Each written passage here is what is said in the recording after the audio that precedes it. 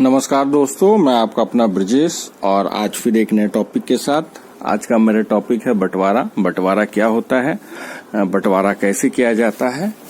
अगर आपको मेरा चैनल पसंद आए तो कृपया मेरे चैनल को लाइक कीजिए, सब्सक्राइब कीजिए। तो चलिए दोस्तों स्टार्ट करते हैं बंटवारा।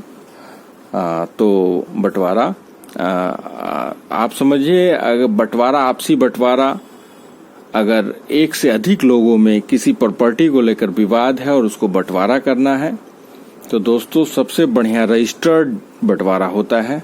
तो आइए जानते हैं। अगर प्रॉपर्टी परिवार के लोगों के बीच में बांटनी हो तो सबसे बढ़िया तरीका बंटवारनामा बनाया जाता है और इस दस्तावेज को कानून के जरिए प्रॉपर्टी के सभी वारिसों को उसमें हिस्सा दिया जाता है और वह इसके मालिक बन जाते हैं।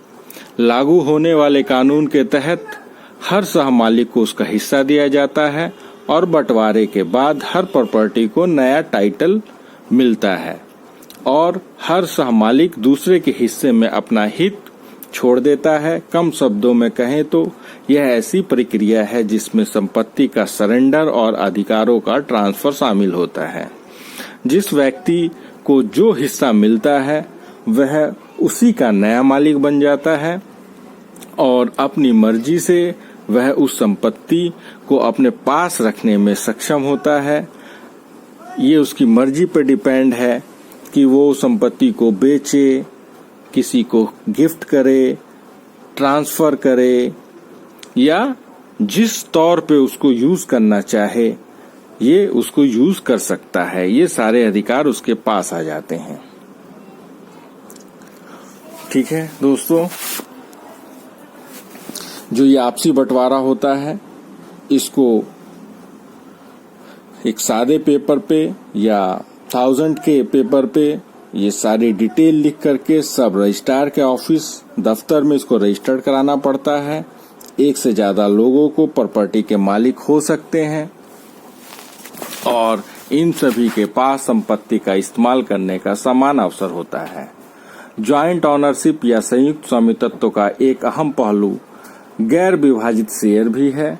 हालांकि प्रॉपर्टी में सभी सहमालिक समान होते हैं या कुछ हिस्से के मालिक या उनका शेयर निश्चित सीमाओं के साथ पता नहीं लगाया जा सकता। उनका शेयर गैर विभाजित रहता है, लेकिन अगर सहमालिकों का प्रॉपर्टी के बंटवारे पर एक नजरिया नहीं है तो फिर इसके लिए अदालत का दरवाजा खटखटाना पड़ता है। इसके बाद स्टैम्प पेपर पर बहुत स्पष्ट तरीके से हर व्यक्ति का हिस्सा और बंटवारे की तारीख लिखी जानी चाहिए। यह नया बंटवारनामा भी सब रजिस्ट्रार में रजिस्टर्ड किया जाता है ताकि उसे कानूनी शक्ल दी जाए।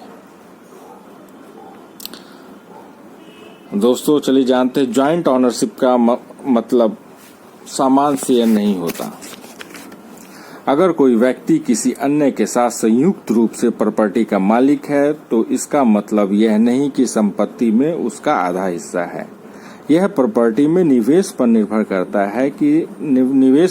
करता है जिसकी जानकारी बैनामे में होती है, लेकिन ऐसी जानकारी ना होने पर कानून यह मानकर चलता है कि सभी मालिकों का हिस्सा बराबर और टाइटल भी गैर विभाजित है। अब दोस्तों सबसे बेस्ट अगर आपसी सहमति है तो बंटवारनामा आप सादे कागज पे भी कर सकते हैं।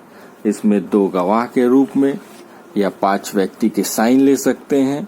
और अगर आपसी बंटवारा में अगर आपके जो भी सहमालिक हैं और आपका साथ नहीं देते हैं तो सबसे बढ़िया कोर्ट बंटवारा होता है। आप जाइए कोर्ट में बंटवारा सूट दायर कीजिए, वो सबसे बेस्ट ऑप्शन है और इसमें समय भी कम लगता है और इसकी फीस मात्र 250 रुपया है बंटवारे की। आई होप दोस्तों आपको मेरा वीडियो पसंद आया होगा।